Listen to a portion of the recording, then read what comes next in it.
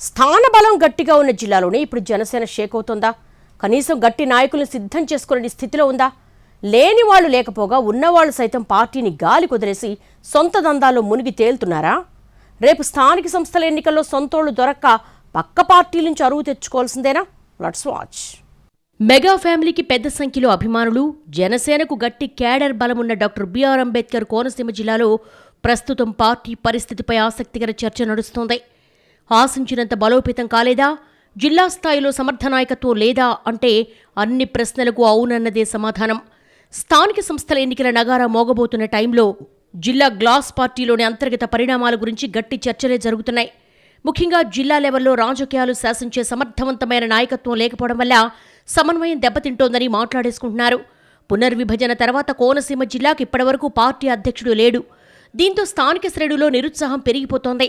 ప్రస్తుతం ఉన్న కొందరు నియోజకవర్గ ఇన్ఛార్జీల పనితీరుపై కూడా కేడర్లో అసహనం పెరిగిపోతోందట. వాళ్లలో ఎక్కువ మంది పార్టీ నిర్మాణం కంటే వ్యక్తిగత వ్యవహారాలపైన ఎక్కువగా దృష్టి పెడుతున్నారనే విమర్శలున్నాయి.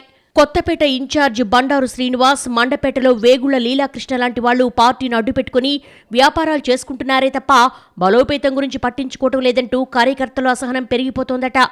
కొందరు ఇన్ఛార్జీలు అసలు పని మానేసి ఇసుక, మట్టి దందాలు, రేషన్ బియ్యం మాఫియాల్లో భాగస్వాములవుతున్నారన్న ఆరోపణలున్నాయి. రాజోలు ఎమ్మెల్యే దేవ వరప్రసాదరావు, పి గన్నవరం ఎమ్మెల్యే గిడ్డి సత్యనారాయణ సైతం జనసేన పార్టీని పట్టించుకోకుండా సొంత వ్యవహారాలు మునిగి తేలుతున్నారన్నది కేడర్ వాయిస్. ఇవన్నీ కలగలిపే కార్యకర్తల్లో అసంతృప్తి పెరిగిపోతోందనంటున్నారు.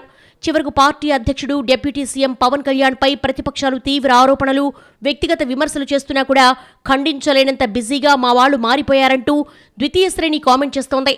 మరోవైపు కోనసీమ జిల్లా కేంద్రం అమలాపురం అసెంబ్లీ నియోజకవర్గానికి కూడా ఇన్ఛార్జి లేకపోవడం లోటుగా మారిందంటున్నారు. ముమ్మడివరం, రామచంద్రాపురం నియోజకవర్గాలు కూడా జనసేన ఇన్ఛార్జీలు లేరు.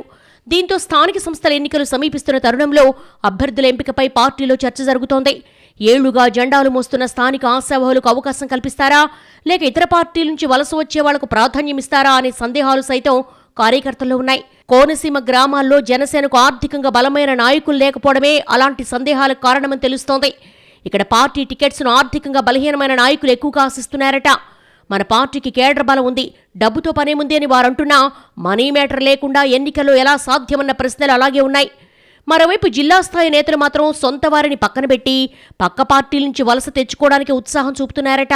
బలమైన కేడర్ ఉన్న కోనసీమ జిల్లాలో స్థానిక ఎన్నికల్లో అత్యధిక స్థానాలు పోటీ చేయాలని భావిస్తోంది జనసేన. కానీ అంత సంఖ్యలో బలమైన నేతలు లేకపోవడం లోటుగా మారిందని చెప్తున్నారు. దీంతో కూటమిలోని టీడీపీ, బీజేపీల నుంచి అరువు తెచ్చుకునైనా జనసేన టికెట్లు ఇప్పించుకోవాలని భావిస్తున్నట్టుగా సమాచారం.